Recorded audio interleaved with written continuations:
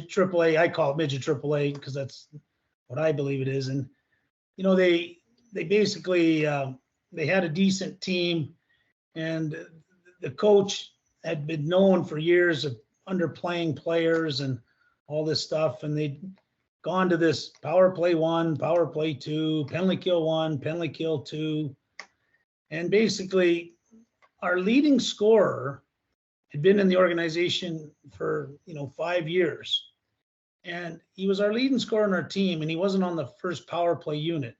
And what the first power play unit would do is stay on the ice for 2 minutes. So there was no number 2 power play unit because number 1 stayed on. And this happened all the time. Well, interesting enough, this kid who wasn't on power play 1 became our leading scorer. And so he quit this year, right after the season. And so I had a conversation with his father to ask, because to me, anybody quitting at age 17, and he's a potential guy, he could have played junior A, a good player. And his comments back were interesting. At the end of the year, my wife does this photo kind of album of the whole season, and they asked the kids specific questions. And one of the questions was, what did you enjoy, or what did you think was the most interesting part of this year? And this kid's reply was watching the power play. So our leading scorer on our team watched the power play, and so he was making he was making fun of the fact that the coaching staff didn't even manage the bench properly. So this is the same kid who quit, and so his reasons for quitting at age 17 were he'd spent the last 5 years watching politics and watching this type of behavior from adults, and he just didn't want to do it anymore. And that's an elite program that should know better. Kerry, can you mention the head coach's first talk to the team? You recall that?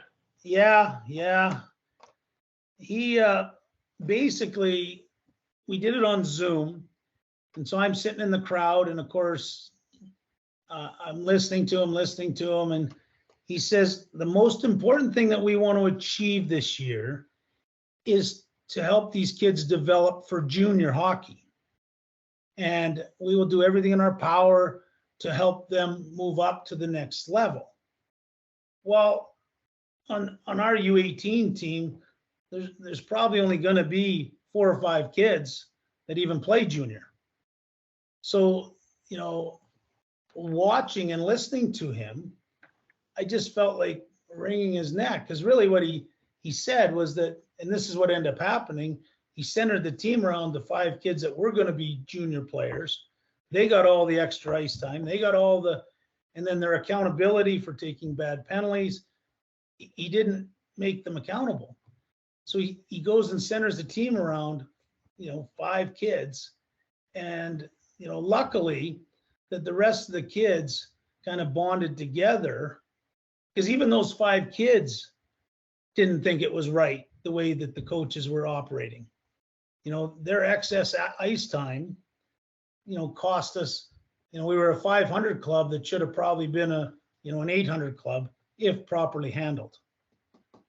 But, it was just frustrating to sit there as an ethical hockey bench manager, and this is a young fellow. He's not a bad person. He's just got a totally misconstrued way that you should put these teams together. And, but the organization hired him. And the organization hired him because they didn't have credible people who understood how to find the best coaches. But, it's tough to sit and watch, because it would take literally anybody in this group, to solve the issue that our team had would have took, a couple conversations with the kids, and then how you manage the bench. I'm really glad, because we come full circle to where we started. basically it got down to managing the bench properly, which you do very well. Um, and that's what you began with. If the elite coach realized shortening the bench isn't the way to build a team to win and create better people, you'll win championships. You will win championships if you manage the bench so everybody earns their roles and discovers their roles through development. And balancing the power play time on the identified 10 power play people didn't happen on that team. And how many of those top 5 people stayed out on 5-on-5 shifts to disrupt the rotation? And a few of them took bad penalties and it was never addressed. Well, this is a cumulative effect on the internal dynamics and culture of the organization, because this is the benchmark team representing the organization. So it's on us, it's on leaders, it's on the board, it's on Hockey Canada, it's on adults.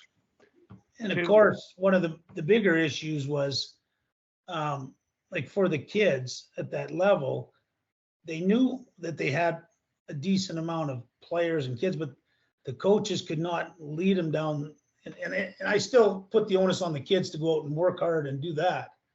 But, you know, to underachieve based on your assets and what you have on your team is really what it comes down to. I think, you know, a really good coach finds a way to develop everybody to be a part of the team so that team plays better as a unit. And I don't know if that's something that's easy to teach, or because what's happened up here in Canada is because of the way elitism has taken over at a young age. You know, you mentioned the brick team there. So we have the same brick teams here, right? So ours would be a provincial brick team. But what's happening is the elitism is seeping in at such a young age. These kids are all growing up and they end up in the universities. Well, when our system was really rocking in a good way, most of the coaching fraternities in our elite programs were ex-university players or people who had dealt with people like Wally. We had a tremendous group of people who came back into the system to then benefit. But now what's happening is this elitism is turning into selfishness, which is turning into they don't come back because to coach. And that's a big problem that's I've seen happen in the last 20 years, is that we did have a really good process rolling, Wally. So you think of all the hockey schools, you think of all the kids that you coached, they move into the university. Well, all that group came back to be the next generation of coaches. Ken Vingy, myself, Scott Hillier, endless numbers. But now, with the way the systems are all set up, that type of athlete who's getting that type of coaching up to the university level or junior A or junior B or whatever, they're not coming back to be the coaches. Because number one, it's almost what's the word? We've almost become too selfish with our elite athletes. Yeah. Michael? Yeah, I was gonna say we almost have the other problem. We have the players that didn't quite make it and really just by no fault of the coaching they had, but really just, you know, didn't progress through high school, say, or prep school hockey. And they come back and they have their 5 and 6 year old kid and they're putting them right into these elite hockey programs. I mean, they're building these programs around their kid to give them some experience that they didn't have. And it is unbelievable. Like you watch the parents, and one of the guys that runs a large organization that I work with calls it parental entertainment. Like they're more entertained and they're more into this than the kids are. And, you know, I said, what 6-year-old wants to go to the Marriott and sit around the hallway for 7 hours. I don't know a lot that want to do that, but the parents want to go to the bar for 6 hours and know that they went on a tournament and they go back on Monday morning and have some kind of badge of honor that they traveled 1,200 miles in a weekend. It's just an odd thing to see, and I think and I see it more and more often, not the elite players that came through the system, but the players that didn't quite get to an elite level or get to a competitive level, and now trying to kind of resurrect that experience in their own kids. Michael, I'm sorry that Jordan left, because I had one thing in the back of my mind. Kerry, my method of coaching was simple.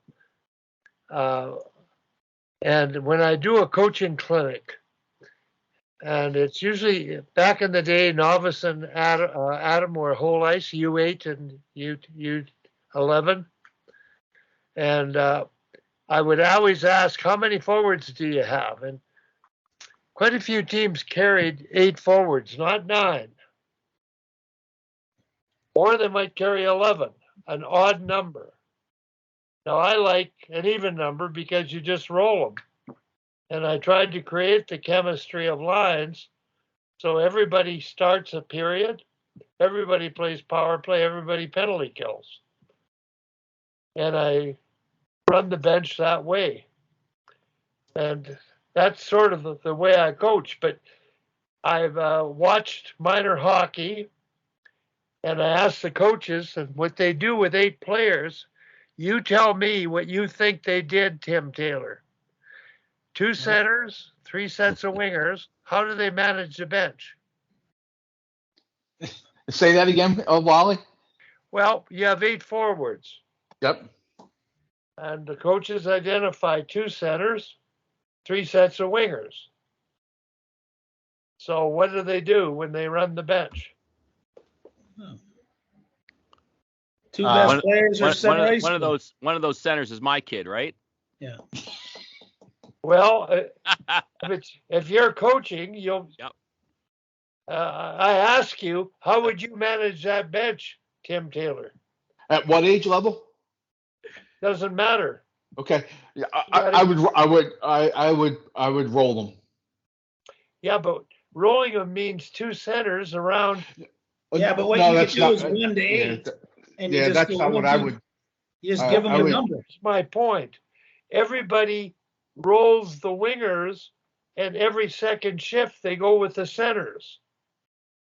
So I bring this up at a coaching clinic, and I said, I'm talking to you. What's wrong with this? Do the minutes. Calculate the dollars.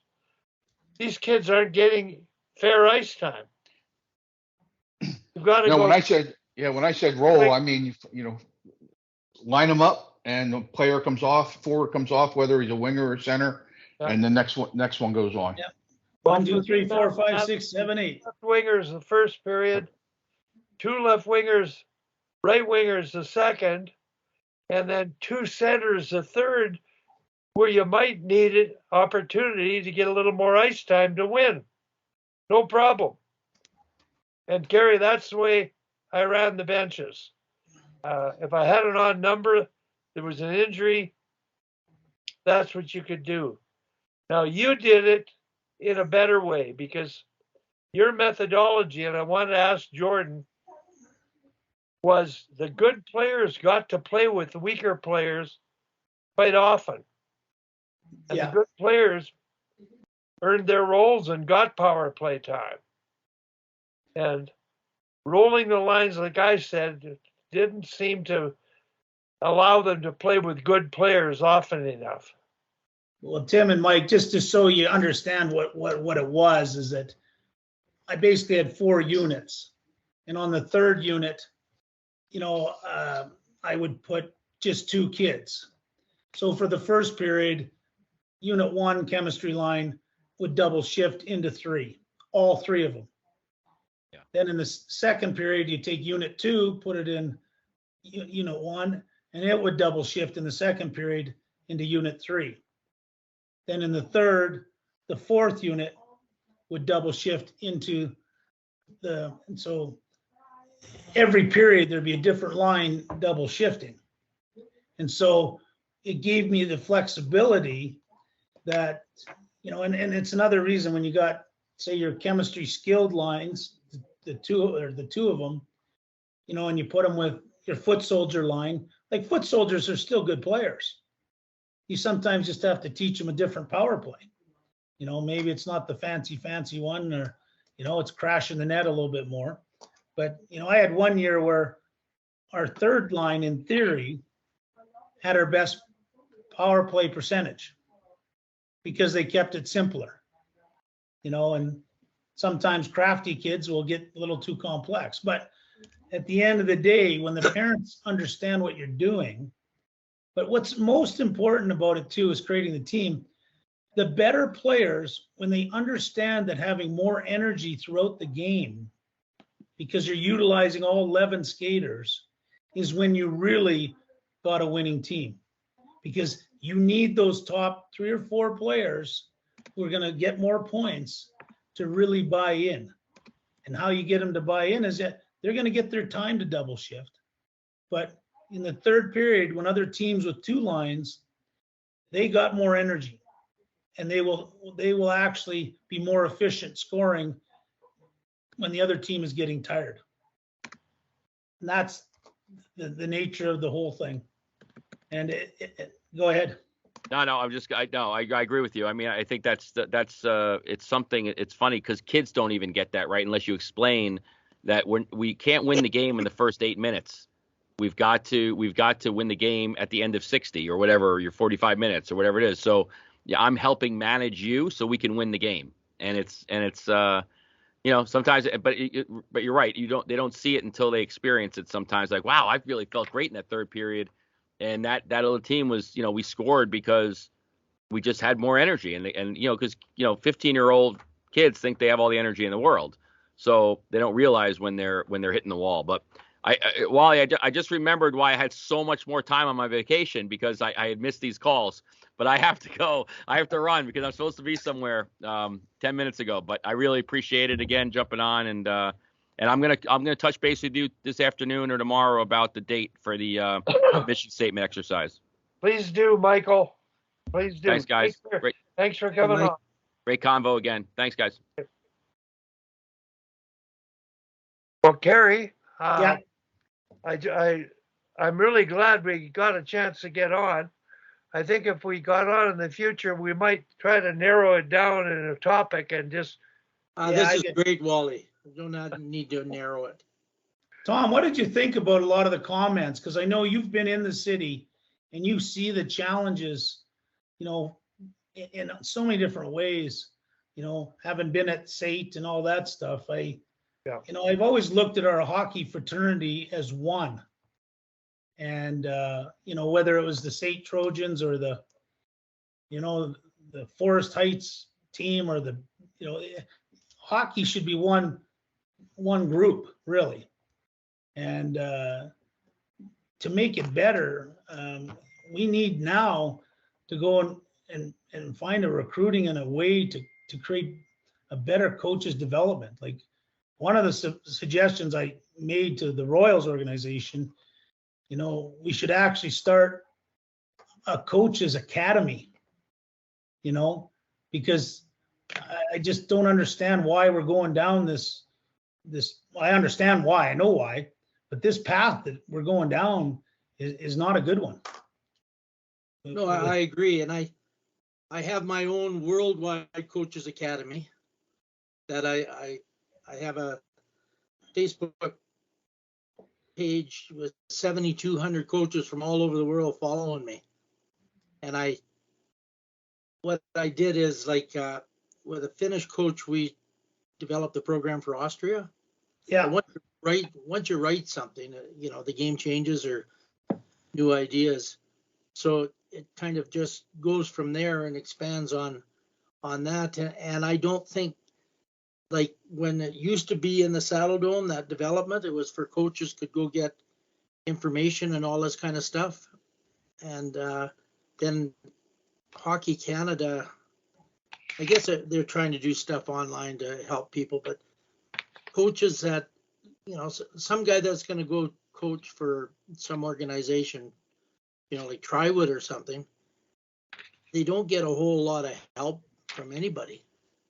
And what's interesting, Tom, is that I honestly believe that, every USC, every Mount Royal, there's a percentage of those kids that should become the ambassadors of the coaches. So you got to make sure that there's good coaching at every level. I honestly believe our junior B program should be one of the most well-coached groups, because that group of kids are probably more likely to actually come back and help coach at all levels. Yeah, well, it used to be a really good program, that junior B, when Stu Peppard was running it, and it was a juvenile A's. Yeah. But they got rid of juvenile. There's so many guys like Heatley and Duncan and Poffenroth and guys after that went right out of juvenile and they got scholarships, or they played 1 year junior, with the Buffaloes or whatever, and got scholarships. Now that junior B is kind of like guys. My son played 1 year and guys came to practice or didn't come to practice. You know what I mean? It was kind of a. This is what I recommended to the Calgary area is we got 8 teams that nobody really puts the oomph into. I suggested, for the betterment of the kids, go to 4 teams. Give them good coaches, give them scholarship money to go to university, give them a dressing room, make it a sexy environment, so that you have to go make those teams, because the way it is now is exactly what you said. And so we have kids that are leaving to go play in the KHI in BC because it's an experience. We have kids going to Cochrane, Strathmore. So why wouldn't you join in on creating the sexiness right here, so it was convenient for kids to go to school, which is probably where, which is necessary. And at the end of the day, by the time you get to junior B, you shouldn't even have to pay to play in the organization. Well, they might even play games against Cochrane and all that. Yeah. Because it's junior B is really big in the small towns. In the small towns, it's huge. And it's also, it's sexy, and it's you have to go make those teams, and I think what's happened in Calgary is that, the letdown for kids after not making midget AAA, or the midget AAA kid who doesn't make junior. What it comes down to is you want to have, because you think about the kid that plays junior B, they're all good kids. They've gotten to that level. Yeah. If they had got solid coaching all the way through the quadrants, they become prime ambassadors to come back and coach in the community levels, and also from the age of, see what happens with the elite guys is from the age of 20 to 25, they're too busy. They're playing university or playing state or whatever. But the junior B guys are just going to school. So if you could help them with their school and they're decent coaches, then, put them into a program so that they can make a difference. We don't do a very good job of grooming our own coaches, is what I'm saying. Does that make sense? No, we don't, because, you can coach it, go to a weekend thing, and you don't even really have to pay attention. You have to be there, right? And you get your first certification. And, for sure, we need to do a better job of, like in the club system in Europe, they'll have the best guys coaching the little kids. The little kids, yeah. Because that's when you really make, that's when you can really make a difference, is when the brain is way more, can pick up things way better and everything. Well, and they don't create as many bad habits. No, well, that's the thing, is if you got the good ones in the first part. In the first part, which I agree with totally. And I think it's one of the avenues that, having just gone through it, Tom, one of the frustrating things was watching how little the amount of games the young kids were playing, like the ages of 6 to 12 because I believe it was Hockey Canada, went to this model where they wanted 95% individual skill development, Yeah. 5% games. Well, Starting on that, Gary, on Let's- that, the way practice is, if you run a drill practice, which most coaches do, you run a drill practice, I'll go and have video of one player. And they've done all kinds of research on this. A drill practice, someone moves between 7 and a really good one, 11 minutes in an hour. So if you play a game with 3 lines, you're getting 15 minutes. Stop time game. It's better to play the game than to stand around in the practices that are no fun. and it's funner. Like, I mean, that's, and going to what Mike said, having more kids within your own organization play against each other versus traveling to Timbuktu, Well, that's- I grew up before the quadrant system. yeah. It was just going to start, and I played at Richmond, and we played all the communities around us. And a lot of our dads didn't have cars, and then that George Boothman, he came and he started the first A team. So Gary Unger and I were the same age, and we played the next communities, and we kind of competed for the tiny mite scoring titles. And Unger and he was really small then too. So Boothman, we're practicing at South Carolina Artificial with the tryouts. And I was going because the ice was in before the natural ice. And he kept cutting the small kids, and Unger and I go back to the end of the line, and and neither one of us made the team. And then the outdoor ice started. I started playing at Richmond, and he called me and asked me to come and play. And I said, no, I'm going to stay at Richmond. I don't know if he called me or Unger first, but Unger went, and he got a hat trick first game. Of course, he was there forever. But that was the first A team in Calgary, and they would play in the midget league, the community midget league. And then it started with the Southwest Association. I think the quadrant system started.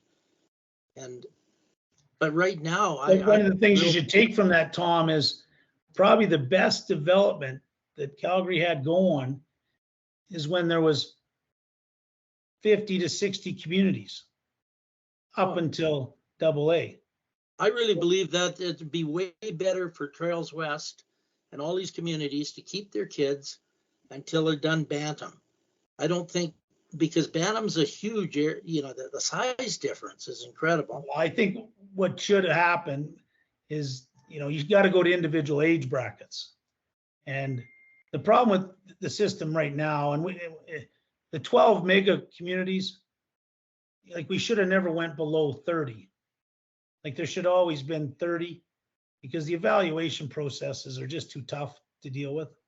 But also, we make it so small at such a young age, Tom. Yeah.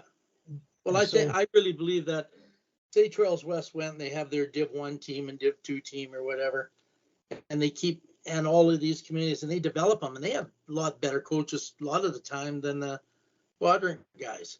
And Well, then what's happened when is, the sizes gets a little more even, then start the quadrant system. That's what I think. well, the other thing that's happened is they've negated parent coaches.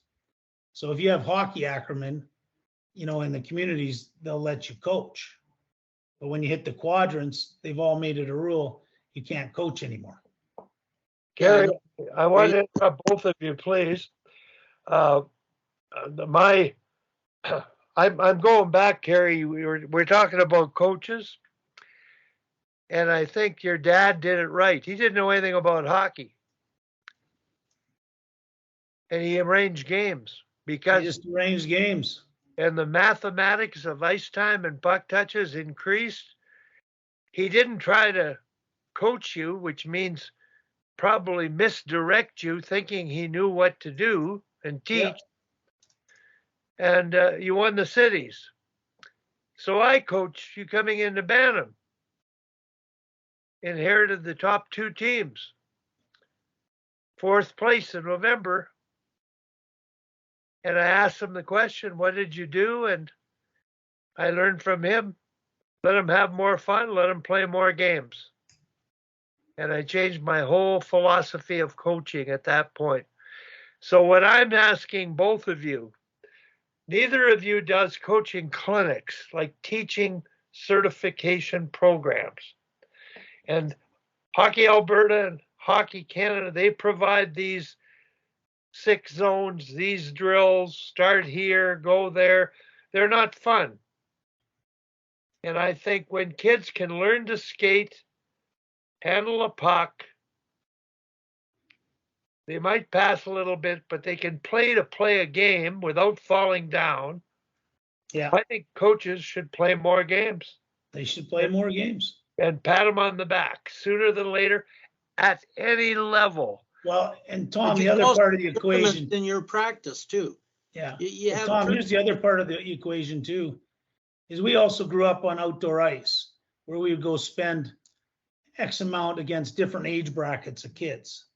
And you would Yeah. spend those 8 hours even over and above the games you played, you know? So that I constitute as shinny or whatever the game is, but when the outdoor ice kind of became less and less, I think we took a big hit and we just didn't make, the right adjustments as a community. I think we needed to continually make more outdoor ice and get kids out playing more shinny. But Tom, this is a true story, and I've told it to Wally. But one of the reasons why my dad just played games was we had a practice early in the season, and it was at the bubble and that red and white thing on 52nd. It was the only ice time we could get was like 5:30 in the morning on Sunday. So he used to go around and pick everybody up and take them to the rink. And we were practicing, and one of the kids took a shot, and he hit my dad in the head, and blood started to come out of his toque. And so after the practice, he takes us aside, and we're in the dressing room. It's early in the year, and he says, "What do you guys think? Do you guys like practice?" Because he had a headache and he was bleeding, and we all said, "No, we just like to play games." I said, "Okay." And we never had another practice that year. Played 148 games, and that's the story that Wally tells. But it was precipitated because he tried to have a practice, got hit in the head. Something told him that we didn't want to practice, so we played, and every year it was like that.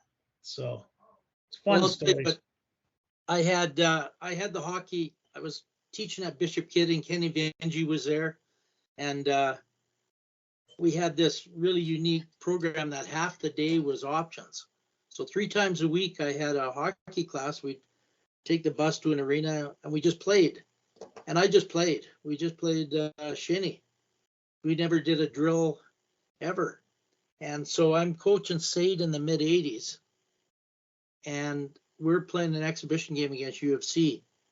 And both captains, Benji and Randy Normandeau, were from my hockey class, because we just played, and they both could handle a puck and make plays. And like, it'd be interesting today, because I would still do this today, but if I could even get accreditation as a coach, because back in Wally's day, when he lightened up a little bit on the drills, he created shinny hockey. And what, you got to the ice, and we usually could get there before him. The rule was, you just put the puck in the center and you divvy them up, and you just start playing shinny, forwards versus D, Catholics versus Protestants, whatever it was.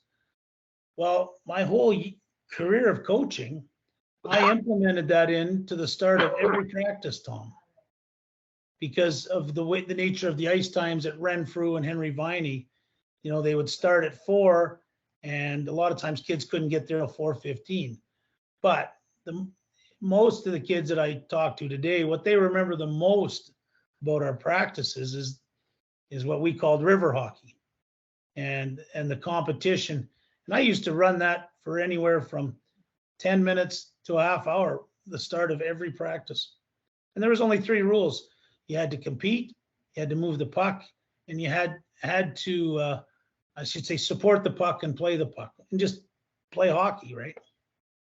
But it's, these are things that, like I said, we're talking to the people who believe that. And so I'm not sure why it's gotten so off the rails. I mean, it's just the way it is now, but